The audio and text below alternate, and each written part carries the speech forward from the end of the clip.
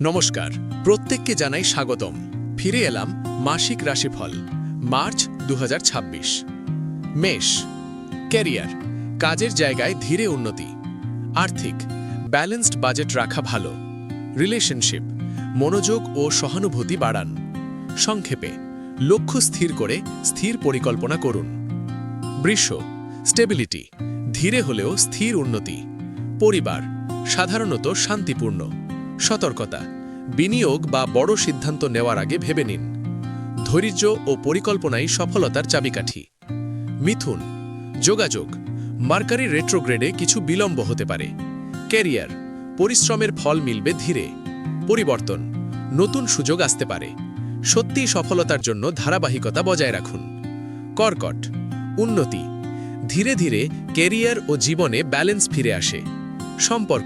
সম্পর্ক উন্নয়নের জন্য খোলামেলা ও সহানুভূতিশীল চর্চা উন্নয়নে সহায়ক। শুরুর চাপ কিছুটা বেশি হলেও সফলতা আসবে। সিংহ, জব বা ক্যারিয়ার, ইতিবাচক পরিবর্তন ও সুযোগ। আর্থিক, ব্যালেন্সড ব্যয় পরিকল্পনা করুন। সম্পর্ক, ধৈর্য যোগাযোগী সম্পর্ক শক্তি করবে। কন্যা, স্ট্রাকচার, নিয়মিত পরিশ্রম ও উন্নতি। আর্থিক, আয় ব্যয়ের মধ্যে ভারসাম্য রাখুন। স্বাস্থ্য, রুটিন মেনে চলা উচিত। তুলা, সম্পর্ক, খোলামেলা ও সহানুভূতিশীল চর্চা উন্নয়নে সহায়ক।